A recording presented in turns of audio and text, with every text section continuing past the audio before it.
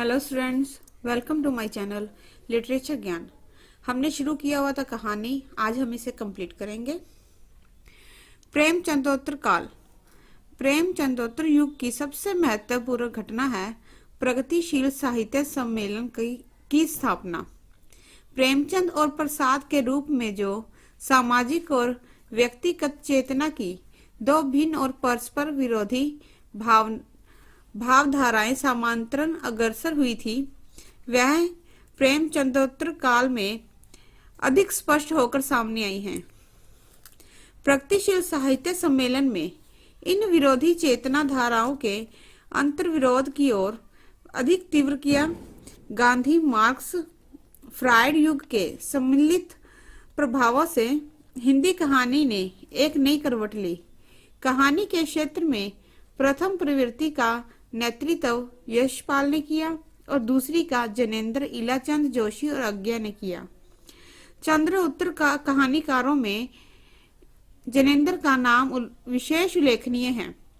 जनेंद्र की कहानियों ने हिंदी कहानी क्षेत्र में एक नया मोड़ उपस्थित किया।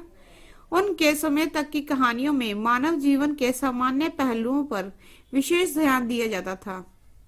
जीवन का असाधारण परिस्थितियों में चरित्रों का मनोवैज्ञानिक उद्घाटन नहीं हो पाया था। जनेंद्र ने इस कमी को पूरा किया। बौद्धिकता, दार्शनिकता, निराशा, कुंठा उनकी कहानियों में मिलती है।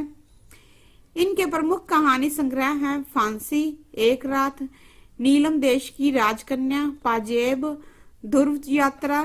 जनेंद्र ने व्यक्ति को महत्व देकर उसी को प्रतिष्ठित करने का प्रयत्न किया।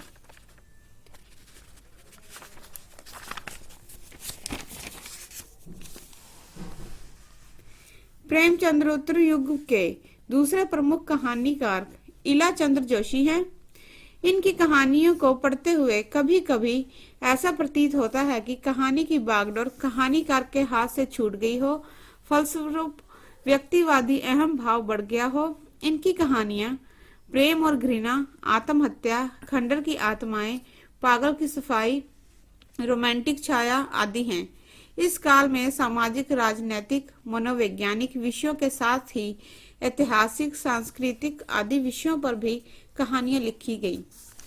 अतः प्रेमचंदोत्तर कहानी साहित्य सभी दृष्टियों से महत्वपूर्ण माना जा सकता है।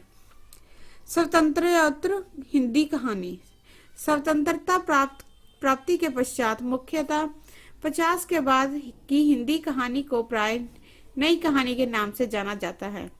नई कहानी एक कथा आंदोलन के रूप में 1960 तक अपनी अलग पहचान बना सकी है।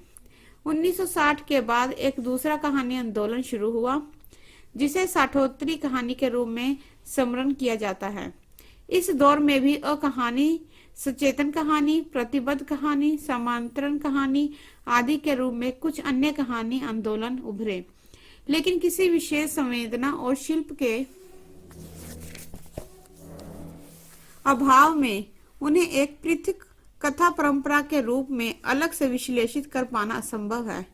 अतः यहाँ हम स्वतंत्रोत्तर हिंदी कहानी को नई कहानी और साठोत्तरी कहानी के रूप में भी विश्लेषित करने का प्रयास करेंगे। यहाँ यह बात समझनीय है कि प्रेमचंद प्रसाद युग से ही हिंदी कहानी साहित्य में जो दो धाराएं व्यक्तिनिष्ठ और समाजनिष्ठ के रूप में प्रवाहित हुई थी, वह कहानी साहित्य के विकास में स्पष्ट रूप में प्रभावमान दिखाई देती हैं। इन दोनों धाराओं की संवेदना और भाषा शिल्प में भी स्पष्ट रूप में अंतर दिखाई देता है।